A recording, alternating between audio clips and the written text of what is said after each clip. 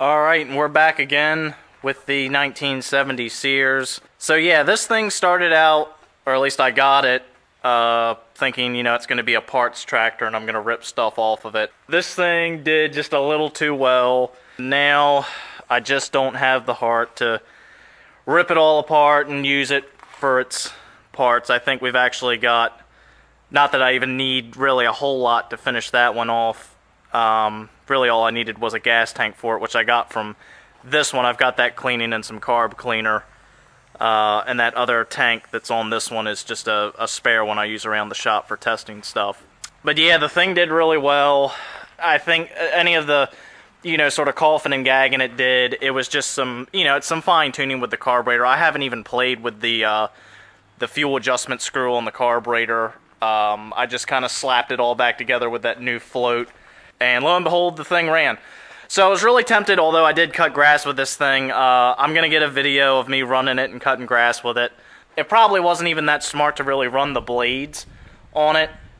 They've been sitting for, a while, and I can't say that I've tried getting a spindle for one of these old Sears, but I really wouldn't want to. Part of the big pro or plus for this thing when I got it was that I'd have a deck for the other one if I wanted it. Because the other one didn't come with a deck. But other than that, I'm pretty... So, the other thing that happened, thank God I stopped when I did.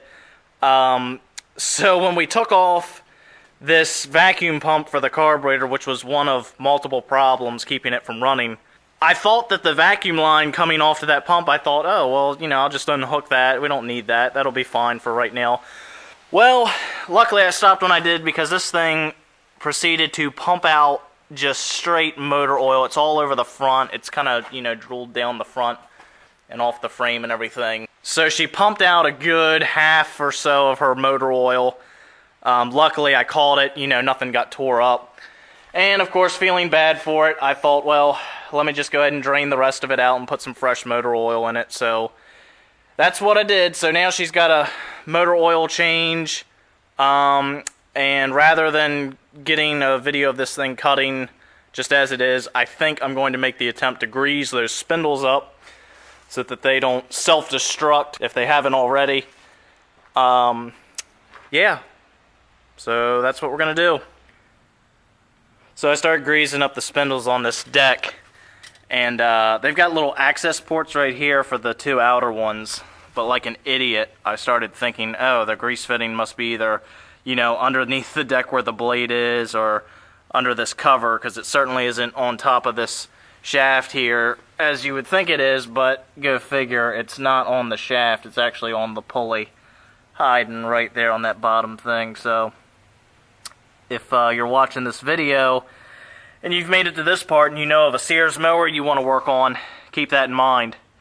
So, this is some grass out in front of my house. It's not the tallest grass on the farm, but I think for this video it'll do just fine.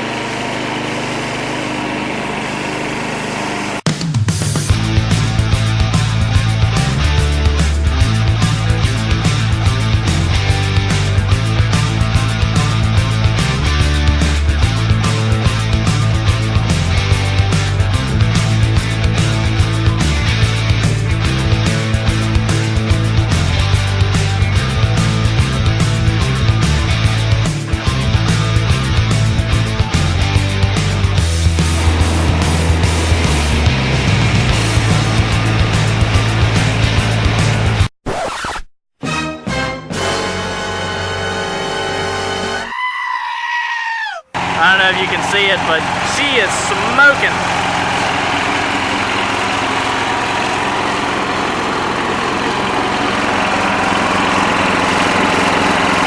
It's not real bad, but concerning to say the least. But, oh well. Like I said, I had plans to use this thing for parts. The fact that it's running at all is impressive enough as it is. This thing would probably be a good candidate to put like a diesel in, one of those China diesels or Yanmars or whatever. Making a lot of progress here, making a lot of smoke here too. I think she's a keeper. I think this thing would be pretty sweet with a diesel in it.